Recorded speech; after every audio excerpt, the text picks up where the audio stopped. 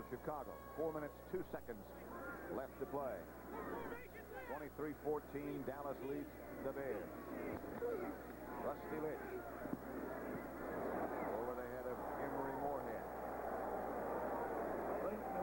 No chance. Jim McMahon looking on. That's about how the Bears have been throwing the ball all day. That one looked like it just got away from Lish also. Here's Van Horn. He's not playing. He has something on his right leg there. He's a starting right tackle. Pulled the hamstring. Right, and he's talking to McMahon, who I know that hand has to be bothered. They said there's nothing for that. That hand has to be bothered. Lish going deep for Galt, and he might have it. There's your flag. Ron Fellows. And not much doubt about that one either. The ball was underthrown just a bit. It's hard to overthrow Galt. I'll tell you, Galt had Fellows beat, too. Had he been able, watch him here, Fellows is beaten right here. Had he been able to get the ball out in front, that would have been a touchdown for Willie Galt. But when Galt has to stop to come back or wait for the ball, then Fellows runs into him. Not much way Fellows could avoid that. Now, that's really the way to get a pass interference. Get him one-on-one, get him deep and throw it short, and that will usually happen. You have a step on the guy. When you stop to come back, he will usually run into you. Well, again, John, as you said before, think back to just before the half and the fact that they weren't able to get the field goal off. And then again, I don't know. You know, there was some argument, and the officials all had another huddle up.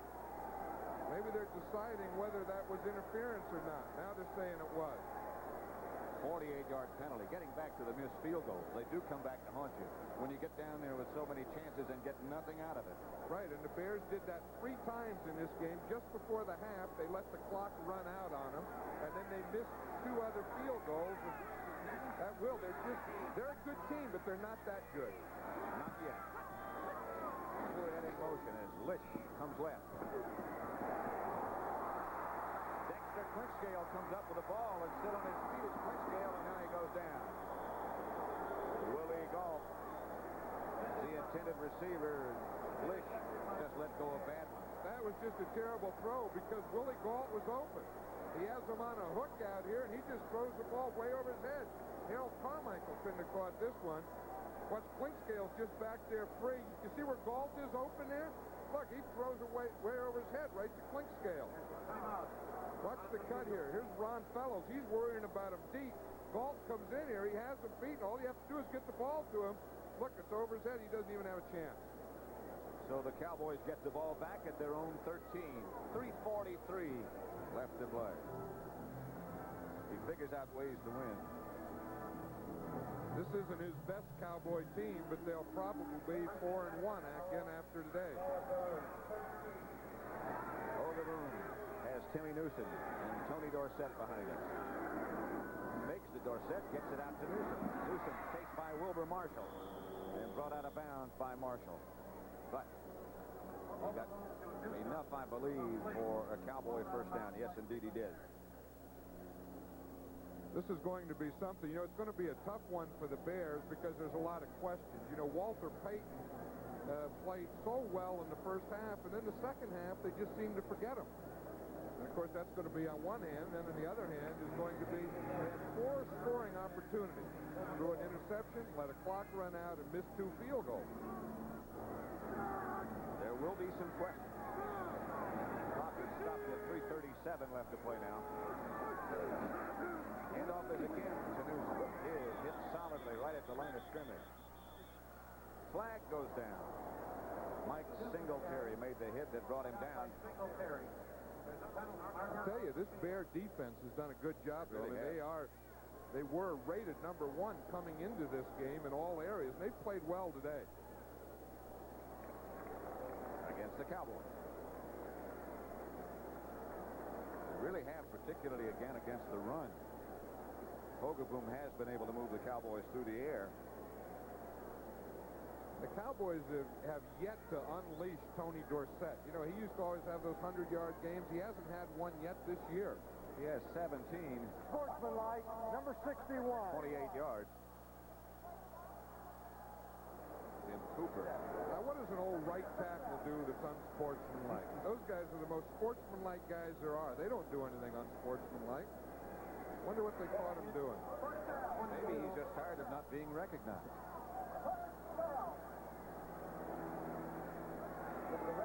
First down, and they need 22 for a first down. 22 at the 12.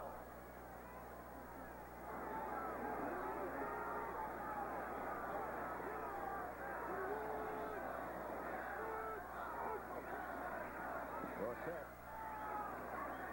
He gets up to about the 16. Todd Bell made the stop, but the clock keeps running. That's one thing. Checking the timeout situation.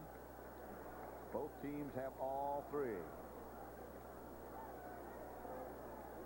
Yeah, you know, it's one thing about those offensive linemen. You know, they're up there in the front. No one ever talks about them until they get caught for holding or unsportsmanlike conduct. And no one even knows who Jim Cooper is. Baldinger. Who are these guys? It's impossible to get dirty on this artificial turf, but Cooper is bloody. Screen pass to Dorsett. Cuts back inside, twists away from a couple. Gets out to about the 18. Just to update you while we have a moment on some of the other scores. New England 28, Jets 21, fourth quarter. 31-17, Indianapolis Colts over Buffalo, fourth quarter now. Kansas City 10, Cleveland 6. That's also in the fourth quarter. On the field. And Miami 36, St. Louis 21, fourth quarter. Dan Marino and his group of fine pass receivers having another big day. Timeout. Called by the Bears. Let's see what has happened, just what John Madden was talking about a minute ago. This is the thing that has hurt them. Of course, they missed the 2 field goals. Then they had an interception when they got down there. And then just before the halftime, they let the clock run out. And when you're playing good defense and a ball control offense, you really can't have those things happen to you. Walter Payton carried the ball 20 times for 130 yards in the first half.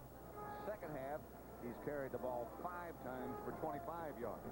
So his total is 155 and 25 goes. So it's a good day for him. Great first half.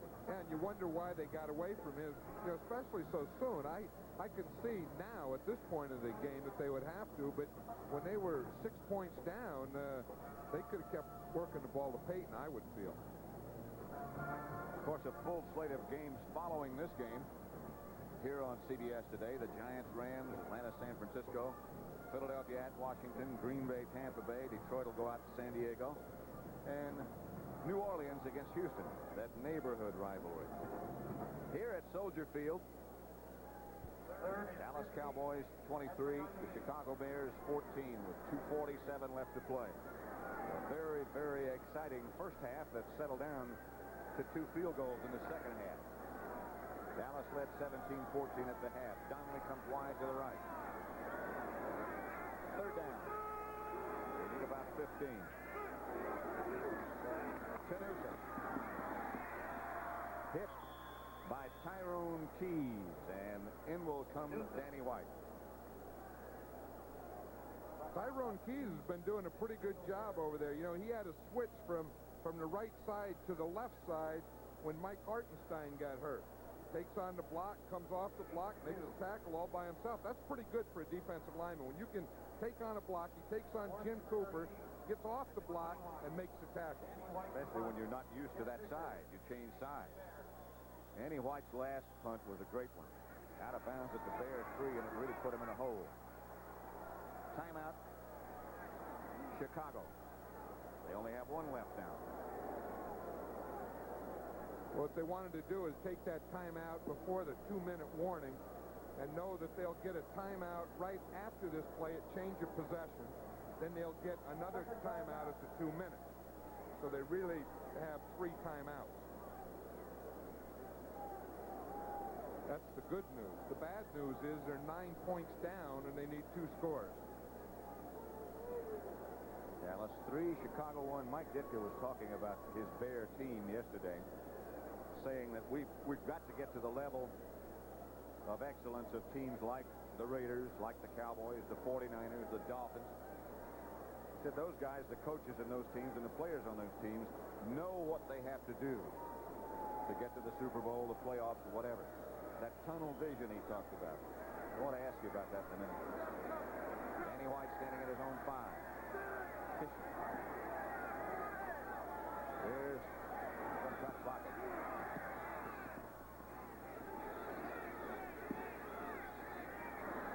Fisher has to let it bounce, and it takes a Cowboy bounce. It turns out to be a heck of a punt.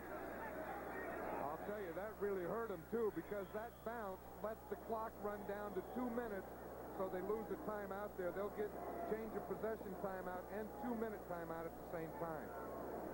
So it was a good thought, but it didn't quite work. Pat Summerall, John Madden, Soldier Field, Chicago. Where do you think the Bears are at this point, John? Well, the thing, I think they're an effective quarterback away from being a real good team. And Jim McMahon has to be that quarterback because it's not Lish and it's not Avellini. It has to be a healthy Jim McMahon. And that's where they stand now. They have the defense, they have the running game, but they don't have the quarterback. Here's Lish under pressure. Gets away from it. Then he's chased again. Gets away from it. Still, he gets out of the grab. Gets away from everything, and here goes Rusty Lish. Got some room. Flag goes down. They're going to call it against Everson Wall. They said he tried to hit him in the head, I'm sure. Look at Randy White. Randy White's a competitor. It's not called on Randy White. It's called on Everson Wall. And instead of making the tackle, watch him here. Instead of making the tackle, he just gives him a shot. And the shot must have been in the head. See, he gets away there. He's still getting away. He picks up some good blocks. But he's going to get a good block right in here. Someone picked off too tall. Put the ball down. Now, watch right at the end here. Everson Walls, number 24, is going to come across to hit him, but he doesn't tackle him. He just gives him a shot, and it must have been in the head. Oh, right there, yeah. Lish out of the shotgun has Payton wide open. And Payton goes out of bounds. Dennis Thurman took it down. Got the clock stopped with 1:16 left to play. Look at Payton. He's there in the backfield, hands on his knees. He's just going to run a little hook pattern. He just runs up the field and stops, catches the ball, picks up the first down, then gets out of bounds. As the Bears only have 1 timeout left, and they need 2 scores. Now, if they bog down here, they would be better kicking the field goal here, going for the onside kick. First down. Not over yet. Here's Rusty Lish. He gets it to Dennis McKinnon. McKinnon gets inside the Dallas 10. Gets the first down. Dexter Clinkscale stops him. Clock running with just over a minute left to play now. Now they can't do like they can't do like they did in the first half. This has to be a pass. They have to stop that clock. Flags go down. They move too quickly. The Bears were out of sync.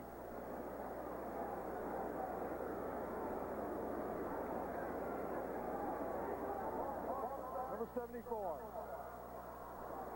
Yeah, I saw Lish move too quickly, but that's legal. The quarterback, of course, can move, but the offensive line can't. They call that on Jim Covert, their left tackle. But again, the Bears being 9 points down, they can't take all their time to get 1 score. They have to think in terms of 2. I don't think if they don't get it on this play, it wouldn't be a bad move to kick a field goal here, then an onside kick and try and get a touchdown. Lish. He had Calvin Thomas at about the 2. Michael Downs was close to him. Thomas couldn't hold on, and now we're down to 43 seconds left to play in the game. Second and goal at the 14. I would still do it. I would throw the ball in the end zone. See, because with 1 timeout, they really can't afford to throw it short and get tackled inbound. I think they have to direct all passes to the end zone and not take that much time. And if they don't get it, kick the field goal again, then the onside kick, then go for the 7. McMahon will have Donald Jordan in the backfield. Out to Payton. Payton is hit hard by Dennis Thurman. The ball flies out of bounds, and that stops the clock. That was a smart play by Peyton. What he did, he was going to get tackled inbounds. And of course, that would keep the clock moving, so he just fumbled it out of bounds. He lost about a yard on the play, but that's okay. That'll bring up 3rd down and 15 from the 15.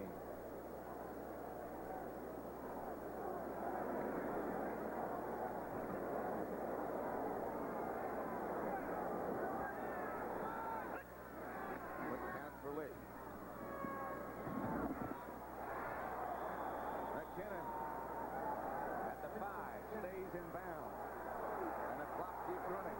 Yeah, they had to throw it in the end zone. See, you can't do that because they're wasting too much time trying to get this one score. 24 seconds, and they take their last timeout. Ladies and gentlemen, the Bears thank you for attending today's game. Please check the seating area. The executive producer of the NFL on CBS is Terry O'Neill. Senior producers Charles Milton III. This game produced by Bob Stinner. Directed by Sandy Grossman. It's been a great day for a game, and the first half was as good as you'll ever see. This one has sort of settled down as time has passed. The rest of our crew, we thank you. Good day for sailing, and a good day for Cowboys in Chicago. Well, I'll tell you, this thing still isn't over. If they would kick a field goal here, I hate to keep saying this, and it's not second-guessing, but you do have to, when you're 9 points down, you do have to think in terms of 2 scores. And I think it's just as bad when you waste all the time trying to get one as not getting it at all. They're out of timeouts. They do not have field goal in mind. They trail by 9 points. Rusty Lish has been over to confer with Mike Ditka and staff. They say that Jim McMahon is not out because of physical problems. They just felt they needed to make a change. That remains to be seen. Rusty Lish from the 5. It's 4th down. He goes in the corner. The receiver looked like he was in the end zone and then stepped back out to get the reception. It was Willie Gault, and he might have stepped down at about the 1-yard line. And Dallas takes over. It looked like he was on the goal line anyway. You see, he's right there. Now, he has to know he has to get in the end zone. He starts to work back instead of just sitting right there. You see, he gets the ball, and he comes back out. So they lost 7 points. So the ball has to break the plane. It doesn't matter. And now they give the ball to Dallas at the 2-yard line. And all they have to do is sit on it now. 18 seconds left to play.